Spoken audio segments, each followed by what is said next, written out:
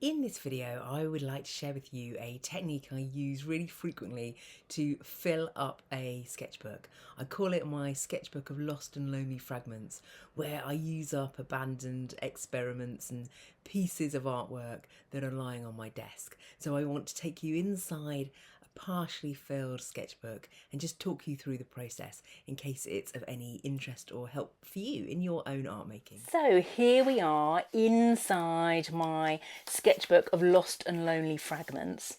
And basically what I do is I gather the sorts of bits and pieces that accumulate on my desk. Random offcuts, experiments, even when I'm cleaning my paintbrush.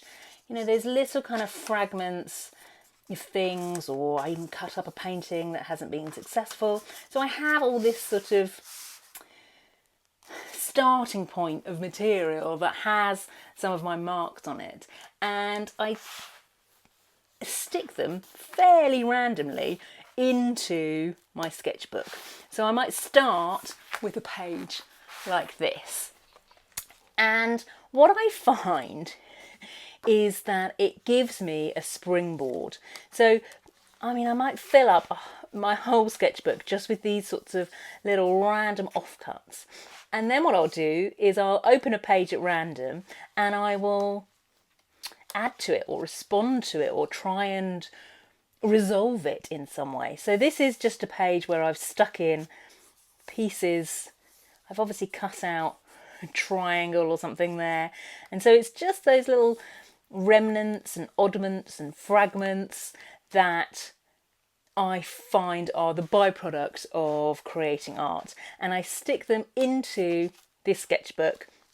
And then what I do is I come back at a different time and I try and, I use what's on the page as my springboard. So for example, here is a page that I have added to. So these are the sort of original fragments here, and I've just added in some drawn detail, and it gives me a slightly off-key but probably quite interesting composition. And I quite like that sort of slight weirdness about these are the original pieces.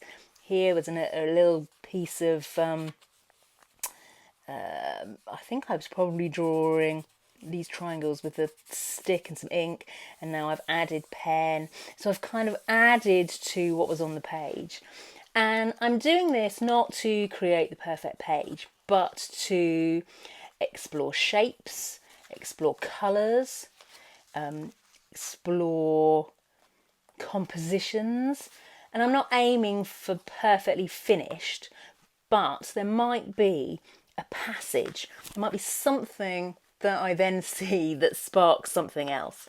And I quite like this sort of organic, happy accident way of working. I was listening to a podcast yesterday where Brené Brown was talking to Oprah Winfrey, and she was talking about how perfectionism is really the enemy of creativity and innovation, and I believe that to be true in my own work. So what I find useful about this sort of technique is that it stops me being sort of perfectionist. It stops me seeking beautiful pages because there's already something,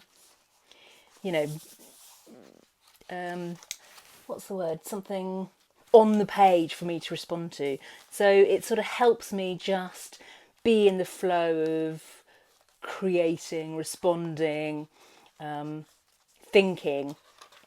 And I don't fill up this sketchbook in a sort of linear fashion. I sort of open it in a pick and mix sort of way and think, oh, well, I like this page, I'll respond to that. And I think that's also quite freeing for me. It's sort of a playful way to work in a sketchbook, and I find it really rewarding. And actually, I discover a lot about my own art making through this sort of approach. So here, that is my lost and lonely my sketchbook of lost and lonely fragments. And, you know, there might just be a passage, there might be something on the page that I really enjoy. And, you know, this might be a bit of a hot mess, but there's something here that I really like. It could be the colour combinations or the shapes, and that's what I'm looking for. I'm just looking for those kind of hints and those clues and those little sort of areas that make me go, ooh, I like that. So there we go. This is what happens to all those random experiments, mark making experiments, things I can't bring myself to throw out.